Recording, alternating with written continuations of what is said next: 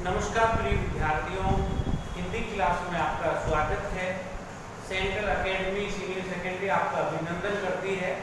आप हम जानते हैं लॉकडाउन से पहले प्रकरण जो है व्याकरण के वो आप पढ़ चुके हैं और उसी प्रकरण से आगे बढ़ते हुए मैं दोहराव ना करके आगे हम बढ़ते हैं और हम उन बिंदुओं को लेते हैं। मैं उम्मीद करता हूँ कि शायद आप हम जो पढ़ेंगे वो आपको समझ में भी आएगा।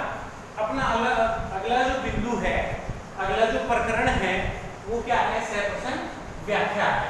चाहे वो गद्य भाग की व्याख्या हो चाहे पद भाग की व्याख्या हो। देखिए हम अक्सर क्या करते हैं, जब व्याख्या करते हैं बोर्ड की परीक्षाओं में, तो उसमें क्या होता है कि हम पासबुक की रटी रटाई भाषा को लिखते हैं और हमारे नंबरों से चूक हो जाती है। तो सबसे बड़ी गलती ये करते हैं, सहप्रश्न व्याख्या कैसे लिखें, कैसे हम अच्छे अंक प्राप्त कर सकते हैं, कैसे ले सकते हैं, क्योंकि हिंदी एक ऐसा विषय है कि हिंदी में चाहे कोई भी हो वो गलती निकाल सकता है। कैसे? एग्जाम्पल के लिए मान लो कोई टीचर इस प्रकरण को सहप्रश्न व्याख्या को चेक कर रहा है आपकी, तो उसमें क्या कहेगा कि मेरे अनुसार उत्तर नहीं लिखा, तो वहां आपके नंबर काट लेगा, कला में नंबर काट लेगा।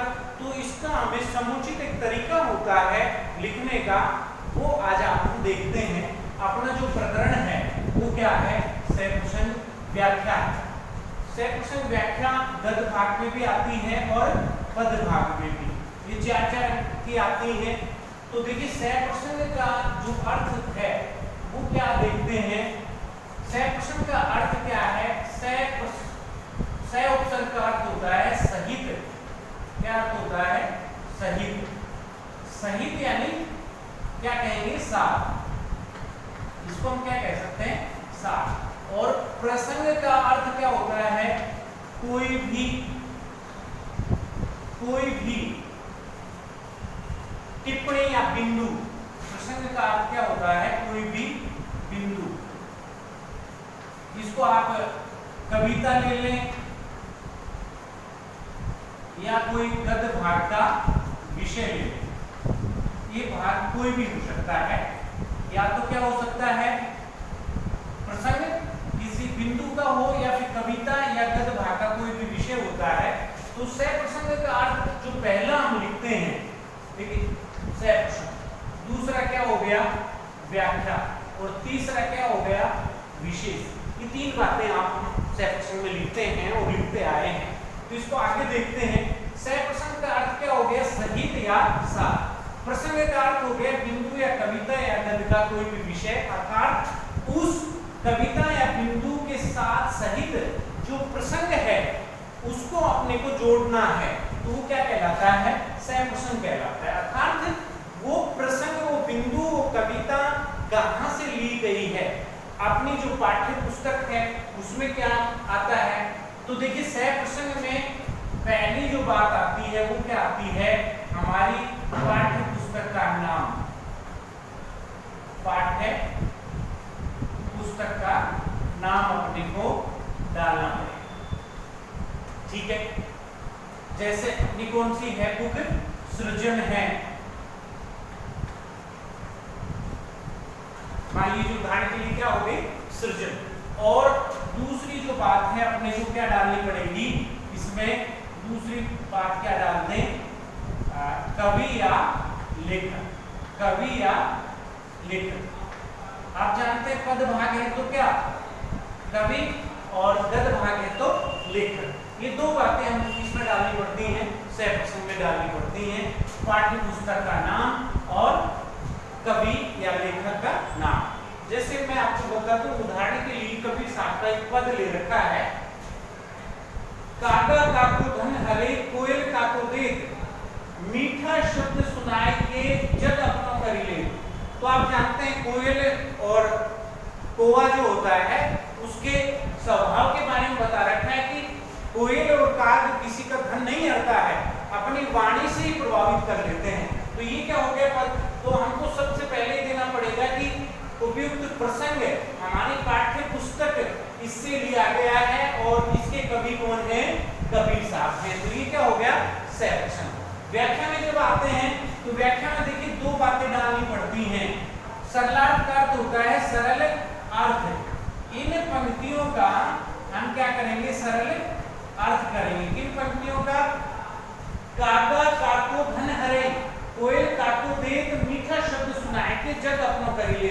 कि काका किसको धन हरता है, किसी का धन नहीं हरता, और कोयल किसको, कोयल भी किसी को नहीं देती है। एक ना तो धन हरता है ना कोयल देती है, और ये क्या करती है, केवल अपने मीठे शब्द सुन के जग अपनो कर ले। कोयल क्या करती है, मीठी वाणी सबको अपना कर लेती है। तो ये क्या हो गया, सरल अर्थ हो गया कि जिसका अर्थ अपने को पता है या फिर अनुमान लगा लिया गया है। भावार्थ में क्या होता है कि उस भावना का अर्थ हमने क्या लिया है, अर्थात उससे हमें क्या उद्देश्य मिला है,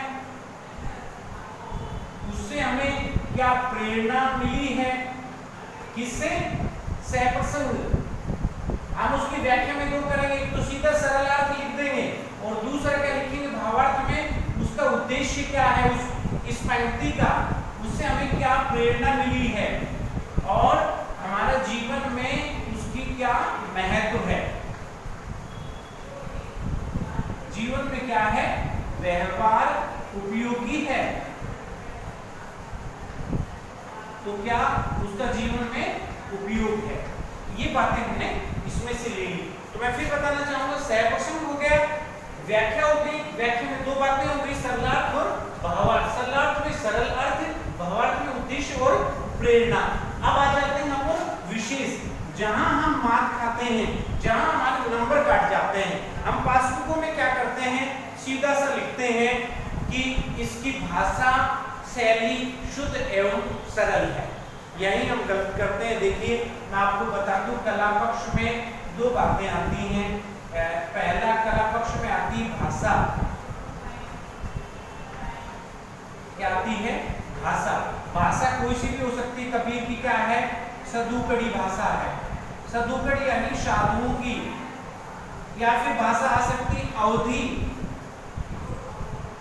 या फिर ब्रज आ सकती है, कृष्ण के पद हो तो, और या फिर अपने आधुनिक में खड़ी बोली आ सकती है। कौन सी आ सकती है, खड़ी बोली, ये भाषा होगी। अब दूसरी चीज आती है शैली।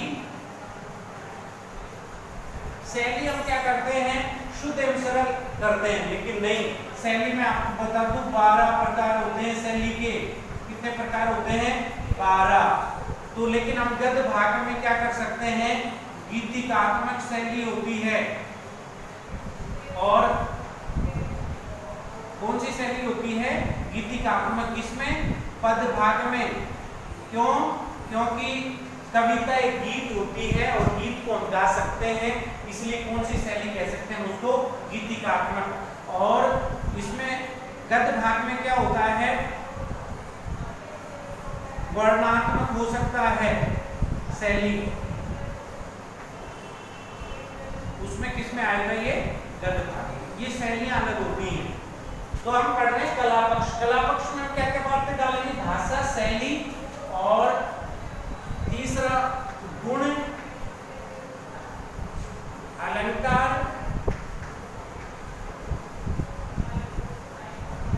और रस।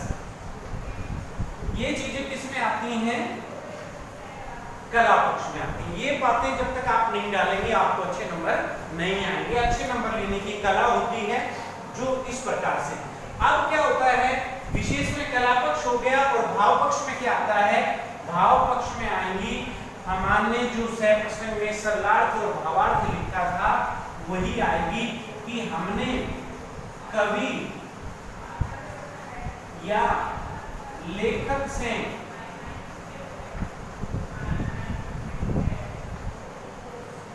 क्या भाव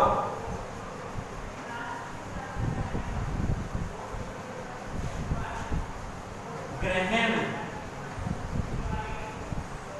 किए हैं।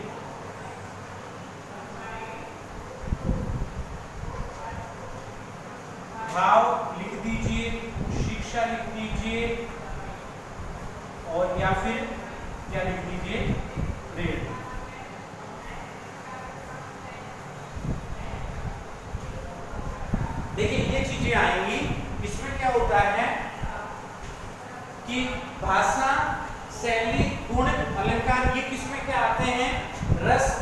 कला पक्ष में। भाव पक्ष में क्या लिखते हैं, कवि या लेखक से हमने क्या भाव या शिक्षा प्रेरणा ग्रहण की है।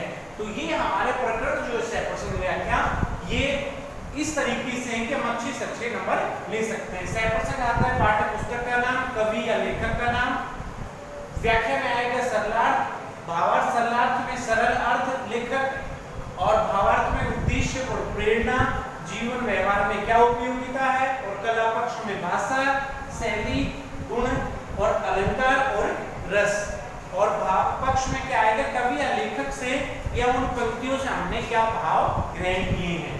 तो ये उदाहरण के लिए क्या था, कबीर साहब के पद हैं, गादा काको धन हरई, कोयल काको देव, मीठा शब्द सुनाए कि जग अपनों करिए, कि जो कोआ है वो किसी का धन नहीं हरता, और कोयल है वो किसी से धन देती नहीं।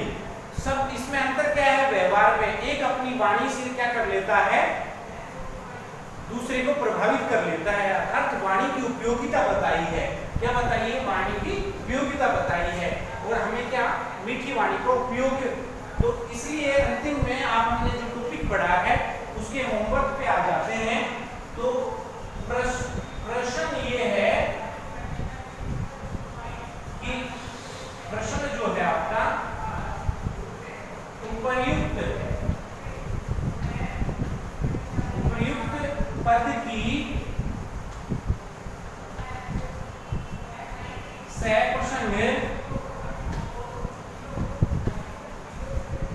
व्याख्या